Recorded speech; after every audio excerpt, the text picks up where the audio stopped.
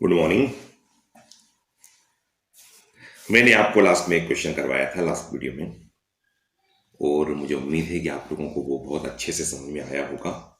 और यदि नहीं भी समझ में आया हो तो उसको एक बार आप जरूर देख लीजिए, क्योंकि जैसा मैंने आपको बतलाया है कि जो क्वेश्चन मैं अब आपको बतला रहा हूँ, 40 क्वेश्चन मैं आपको आईएमपी दूंगा, और आप ये मान के चलिएगा कि यदि आपने वो 40 क्वेश्चन सॉल्व किए हैं तो फाइनल एग्जाम में आपका एक भी क्वेश्चन आपसे आउट नहीं जा सकता।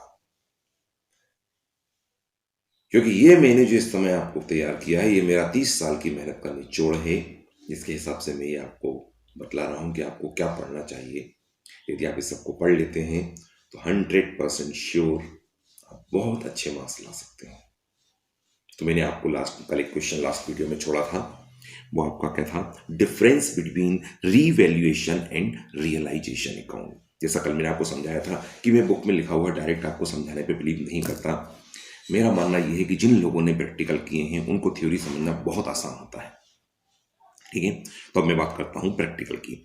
सबसे फर्स्ट, रीवैल्यूएशन अकाउंट और रियलाइजेशन अकाउंट में डिफरेंस के लिए आपको मालूम होगा कि आपने जो चैप्टर पीछे पढ़े हैं कि जब भी किसी पार्टनर्स का फर्म में एडमिशन हो रहा है उसमें आपने रिवैल्यूएशन अकाउंट बनाया होगा। डेथ हो रही है, रिटायरमेंट हो रहा है पार्टनर, आपने वहां क्या बनाया है, रीवैल्यूएशन अकाउंट। तो रिवैल्यूएशन अकाउंट कहां बनाया जाता है? फर्स्ट पॉइंट, जब कोई पार्टनर फर्म में आ रहा है या कोई पार्टनर फर्म से जा रहा है, मींस एडमिशन और डेथ दोनों टाइम पर आप बनाएंगे रीवैल्यूएशन अकाउंट। बट रियलाइजेशन कब बनता है? फर्म का डिसोल्यूशन, जब फर्म का समापन हो रहा है तभी रियलाइजेशन अकाउंट बनता है। अब इसमें एक बात और आ गई, समापन कितनी बार होता है? एक ही बार होता है किसी भी चीज का, लेकिन पार्टनर का आना और जाना कितनी बार होता है? ये कई बार हो सकता है। तो उसी हिसाब से एक पॉइंट यहां पर आया कि जो रियलाइजेशन अकाउंट है वो कुल एक ही बार बनाया जाता है फर्म की लाइफ में, लेकिन जो रिवैल्यूएशन अकाउंट है वो कितनी भी बार बनाया जा सकता है। जब भी पार्टनर फर्म में आ रहे हैं आप बाकायदा उसको बनाइए, जब भी आपकी पार्टनर फर्म से जा रहे हैं आप बाकायदा उसको बनाइए। अच्छा, एक चीज हो, यदि आपने रिवैल्यूएशन अकाउंट बनाया है तो आपको अच्छी तरह ध्यान होगा उसमें क्या किस चीज की एंट्री की जाती है, जो डिक्रीज हुआ और जो इंक्रीज हुआ। राइट, कि आपने मशीन की वैल्यू कम की या फर्नीचर की वैल्यू बढ़ाई, तो जो वैल्यू आपने डिक्रीज की है और जो वैल्यू आपने इंक्रीज की है उसकी एंट्री किस में की जाती है? वो है आपका रिवैल्यूएशन अकाउंट।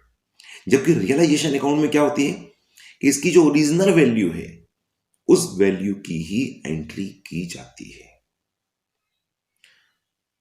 ठीक बात है, ये आपने देखा है। अच्छा, एक चीज और आपने देखी, जब आप रियलाइजेशन अकाउंट यानी वसूली खाता बना रहे होते हैं, इसमें एक एंट्री अलग से आती है हमेशा, एक्सपेंसेस।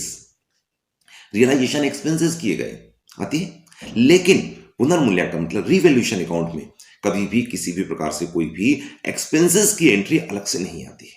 तो एक पॉइंट ये आपका हुआ कि इसमें एक्सपेंसेस होते हैं रियलाइजेशन अकाउंट में, जबकि रिवैल्यूएशन अकाउंट में किसी भी प्रकार से कोई भी एक्सपेंसेस नहीं किए जाते। ठीक है। अच्छा, जो रिवैल्यूएशन अकाउंट होता है उसमें जो अकाउंट होते हैं, जैसे आपसे बतलाया मैंने, उसमें सिर्फ वही वैल्यू ली जाती है जो कम ज्यादा हुई है, मतलब अकाउंट क्लोज नहीं होते। लेकिन जो रियलाइजेशन अकाउंट होता है उसमें पूरी वैल्यू ली जाती है, मींस उसको अकाउंट को क्लोज किया जा सकता है। तो ये 5 पॉइंट मैंने आपको बतलाए। आपको रिवैल्यूएशन अकाउंट और रियलाइजेशन अकाउंट के ये पांचों पॉइंट बिल्कुल अच्छे से लर्न करना है। और मेरे हिसाब से मेरा जो मानना है, आपको मैंने पहले ही क्वेश्चन स्टार्ट करने के पहले बोला है कि क्वेश्चन लर्न नहीं करना है, क्वेश्चन को करने का तरीका समझना है। जो मैंने भी आपको समझाया कि रिवैल्यूएशन अकाउंट में क्या क्या कर रहे हैं, पार्टनर आ रहा है जा रहा है तब वैल्यू हो रही है, और उसके अलावा उसमें जो है सिर्फ वही अमाउंट लिखे जा रहे हैं जो कम ज़्यादा हो रहे हैं, अकाउंट क्लोज नहीं हो रहे हैं, उसके अंदर कितनी भी बार उसको बना सकते हैं, वही एक चीज़ आपके सामने है। तो उसी हिसाब से आप इसको कीजिएगा। चलिए, नेक्स्ट क्वेश्चन नंबर 3 मैं आपको बतला रहा हूँ, इसी चैप्टर से एक क्वेश्चन और है आईएमपी।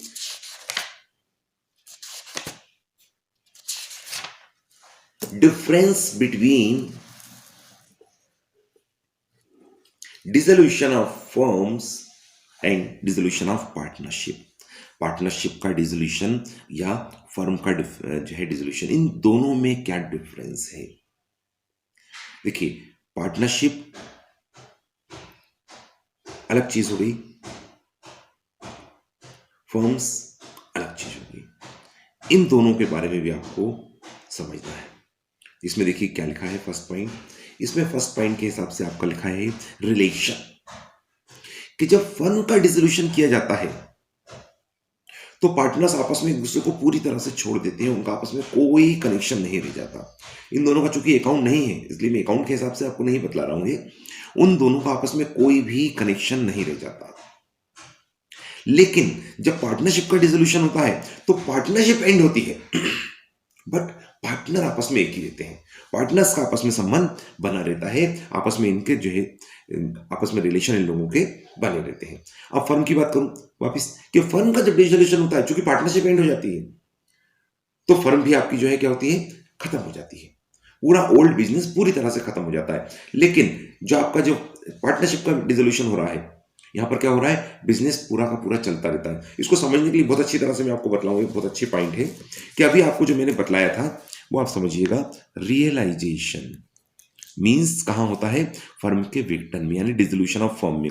लेकिन रीवैल्यूएशन नाम यहां थोड़ा सा बदल रहा है, चीज बिल्कुल वही आ रही है। जो रिवैल्यूएशन की कंडीशन है वो पार्टनरशिप का डिसोल्यूशन हो रहा है, लेकिन जो रियलाइजेशन की कंडीशन है वो फर्म का डिसोल्यूशन हो रहा है। यदि इसको आप पॉइंट ऑफ व्यू से रखेंगे तो उसी टाइप से आपका काम आएगा। जैसे कि उसमें मैंने आपसे कहा था, रिवैल्यूएशन अकाउंट में क्या होता है, एसेट्स लाइबिलिटीज से उतनी ही ली जाती है, बाकी बची हुई बाकी रहती है, मतलब उनका संबंध आपस में चलता रहता है। बिजनेस ओल्ड नेम से उनका चालू ही रहता है। देखिए सेम वही चीज आ गई, जबकि यहाँ पर बिजनेस उनका पूरी तरह एंड हो जाता है, पार्टनर्स का आपस में रिलेशन पूरी तरह से खत्म हो जाते हैं।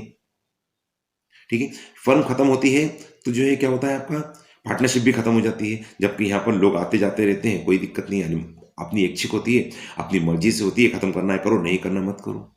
देखिए इसके अंदर अकाउंट भी आ गया, इसमें रियलाइजेशन अकाउंट बनाया जाता है, इसमें रिवैल्यूएशन अकाउंट बनाया जाता है, जो आपको मैंने ऊपर लिख के बतलाया वही का वही यहाँ पर भी आपके पास आ रहा है। और इसमें जो होता है अकाउंट फर्म का जो होता है वो लास्ट टाइम तैयार होता है, जिसमें पीछे पड़ चुके हैं, जबकि इसमें क्या होता है बार बार बनाइए।